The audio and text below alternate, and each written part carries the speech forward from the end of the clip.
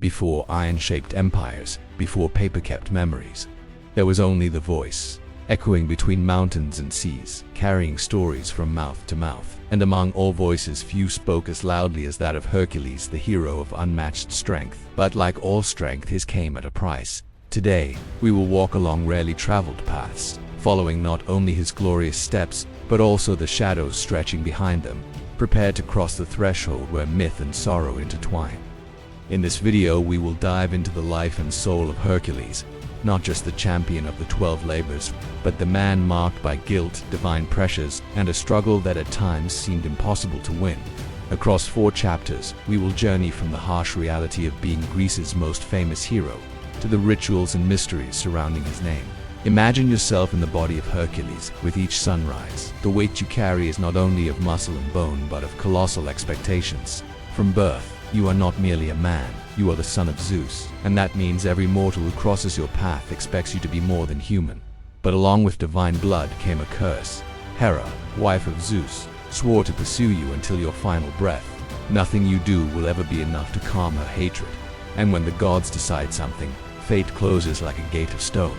The pressure is constant, proving yourself in every feat, bearing the burden of a reputation you never chose. There is no rest. Even after victories, another challenge lurks in the shadows, another trial imposed by divine hands. The body aches, marked by wounds that never truly heal. The mind, even more so, carries memories of errors and personal tragedies, including crimes committed in a madness sent by the gods. The worst, perhaps, is not the enemy wielding a sword, but the silence of night, when no battle is being fought, and there is only time to remember what was lost. And so, being Hercules is not only about raising pillars or facing monsters, it is enduring a life in which every day is a battle against forces you cannot control. Let us step back to the beginning, to the time before the hero's name was known beyond his village. Hercules was born Alcaeus, the child of a union between Zeus, king of the gods, and Alcmene, a mortal woman of great beauty and virtue. From the moment he drew his first breath, Hera's resentment stirred. The queen of Olympus saw in him not an innocent child, but a living reminder of her husband's infidelity. Even in infancy, Hercules' strength was not like that of other children. Stories say that when Hera sent 2 serpents to kill him in his cradle, he grasped them with his tiny hands and squeezed until their bodies went limp. This was the first sign that his life would be both extraordinary and perilous. As he grew, he became a man of unmatched physical power, broad-shouldered, his presence like a boulder in the flow of a stream. But the gods do not give without taking, and Hera's influence would one day lead him to a moment of unspeakable tragedy. Struck by a madness sent from the heavens, Hercules took the lives of those dearest to him. The weight of that act became the chain around his soul. Seeking purification, he was sent to serve King Eurystheus, a man eager to humble the mighty hero, who gave him a list of seemingly impossible tasks. These became the 12 labors. One by one, he faced them. The Nemean lion, whose hide no weapon could pierce, fell to Hercules' bare hands. The Hydra, a serpent with many heads, each one regrowing when cut, was defeated with fire and cunning. The Ceryneian hind, swift as the wind, was captured alive without harm. The Erymanthian boar, the Augean stables, the Stymphalian birds, the Cretan bull, the mares of Diomedes, the belt of Hippolyta, the cattle of Geryon, the apples of the Hesperides, and finally, the capture of Cerberus, the hound of the underworld. Each labor was more than a test of strength. It was a trial of endurance, patience, and wit. Along the way, Hercules encountered kings, monsters, and gods, walking the thin line between glory and ruin. When his labors were complete, the hero continued to wander, never truly finding peace. He married more than once, fought wars, and left behind both allies and enemies.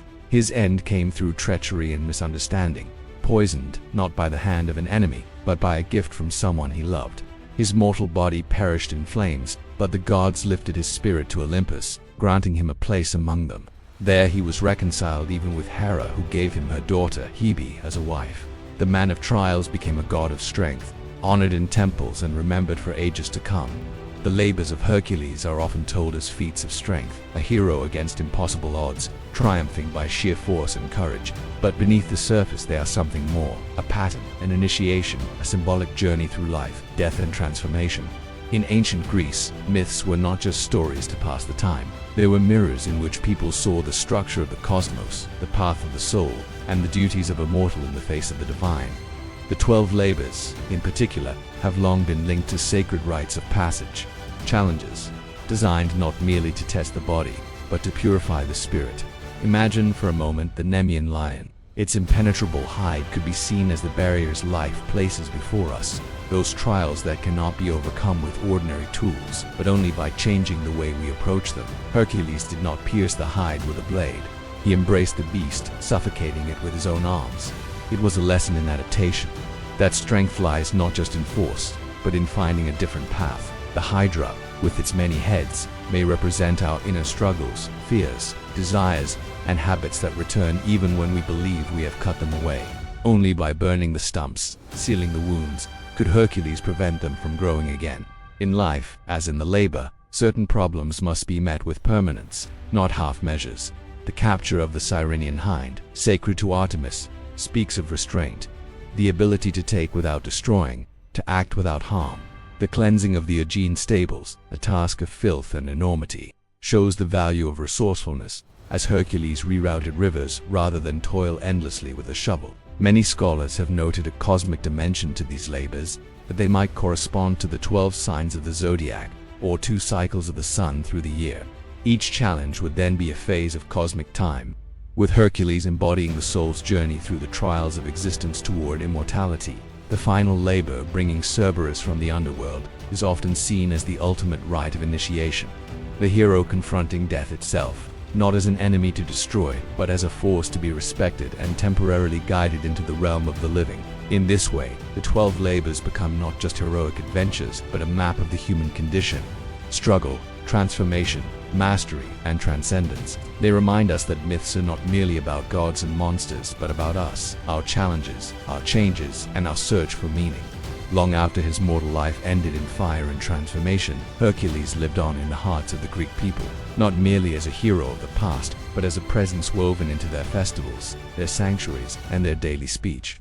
In the bustling marketplaces of Athens, merchants might invoke his name for luck and business. In the quiet courtyards of rural villages, old men would tell his stories to children by the light of an oil lamp, shaping the next generation's understanding of courage and endurance. Temples dedicated to Hercules dotted the landscapes and granted with marble columns and sculpted friezes. Others humbled stone altars at crossroads. Offerings of wine, bread, and the smoke of burned sacrifices were given not to a distant god, but to one who had walked among mortals and understood their struggles. One of the most vivid celebrations in his honor was the Hercules, a festival held in various city-states. In Thebes, his birthplace, the event blended athletic competitions with ritual banquets. Athletes would compete in contests of strength and endurance, echoing the hero's own labors. Songs were sung recounting his deeds, each verse rising and falling like the rhythm of a tide. In Olympia, the same sacred ground where the Olympic Games were held, Hercules was said to have laid out the very foundations of the athletic field. Some claimed he measured the stadium himself, pacing it out step by step, making it a place where human excellence would be tested for centuries. Hercules' worship was not confined to Greece alone. Across the Mediterranean, his name changed shape. Melkart in Phoenicia, Heracles to the Greeks, Hercules to the Romans, but the essence remained the same: the champion who bridged the mortal and the divine. In some places, his cult took on a protective role. Mariners offered prayers to Hercules before long voyages, hoping for his strength against the unpredictable moods of the sea. Soldiers carried small charms bearing his likeness, trusting in his favor during battle.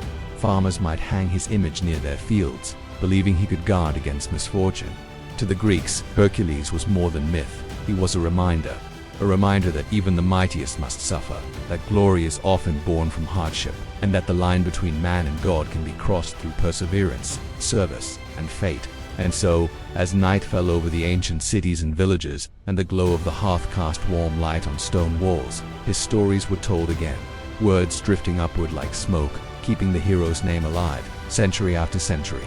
In the quiet after the telling, Hercules remains, not in the roar of battle nor in the dust of the ancient stadium, but in the gentle persistence of memory.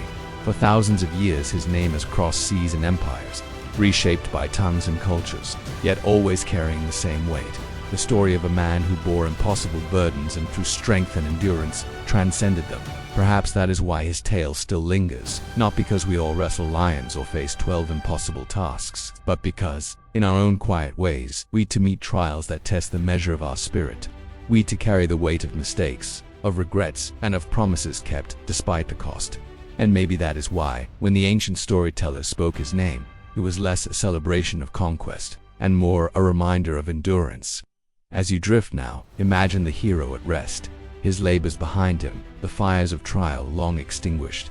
Somewhere, in a realm beyond both Olympus and Earth, Hercules walks beneath warm golden light, free from the weight of his tasks, welcomed not as a warrior but as a soul at peace. And so the story folds closed, like the final page of an ancient scroll, its ink still carrying the scent of history, its words whispering across the centuries, that even the strongest among us find their truest power in the quiet after the storm. Rest well, traveler in time. The hero's watch is over for tonight.